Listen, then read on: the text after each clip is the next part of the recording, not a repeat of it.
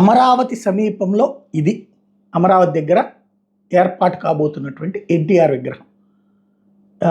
ఏదైతే అతి పెద్దదైనటువంటి విగ్రహం ఏర్పాటుకి శ్రీకారం చుట్టారు.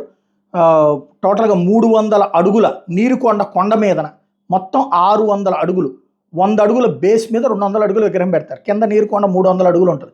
మొత్తం కలిపితే 600 అడుగుల ఎత్తును కనబడుతుంది అనమాట. బేస్లో museum, mini theatre, convention centre ఉండేలా నిర్మాణం చేస్తున్నారు.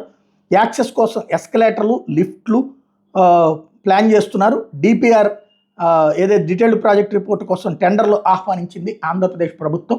తద్వారా అతి పెద్దదైనటువంటి విగ్రహాన్ని ఏర్పాటు చేస్తుంది. ఇక్కడే స్పెషల్ ఏంటంటే అప్పట్లో పోలవరం దగ్గర రాజశేఖర రెడ్డి విగ్రహం అతి పెద్దది పెడదాం అన్నటువంటిది జగన్మోహన్ రెడ్డి అన్నప్పుడు వీళ్ళందరూ విమర్శించారు. ఆయన ఎవడు అన్నటువంటి. వాస్తవంగా పోలవరానికి అంజయ్య శంకుస్థాపన చేస్తే ఆ తర్వాత కాలంలో దానికి అసలు రూపురేఖలు తయారు చేసి అన్ని పర్మిషన్స్ తీసుకొచ్చి ఆచరణలో పెట్టబోయింది.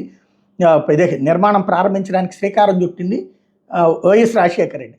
దానికి అక్కడ పోలవరం పూర్తి చేసి తను ఆ విగ్రహం పెడదాం అనుకున్నాడు జగన్మోహన్ రెడ్డి. అప్పుడు తప్పట్టారు. ఇప్పుడు ఆంధ్రప్రదేశ్లో వాస్తవంగా అమరావతి అన్నటువంటి దానికి ఎన్టీఆర్ గారికి ఏం సంబంధం లేదు. ఎందుకంటే అమరావతి ఇట్లాగా రాష్ట్రం విడిపోవాలని, ఈ ప్రదేశంలో ఉండాలని ఆయన కోరుకోలేదు. కానీ ఈ ప్రాంత వాసిగా ఏదైతే ఆంధ్ర ప్రాంతానికి సంబంధించినటువంటి వాసిగా అసలు ఆంధ్రుల యొక్క ఆత్మగౌరవాన్ని ప్రపంచ స్థాయికి తీసుకువెళ్ళినటువంటి వ్యక్తిగా కొలిచేటటువంటి తెలుగుదేశం నాయకులు, తెలుగుదేశం కార్యకర్తల యొక్క కోరిక మేరకు అమరావతిలో అతిపెద్దదైనటువంటి విగ్రహాన్ని ఏర్పాటు చేస్తున్నారు.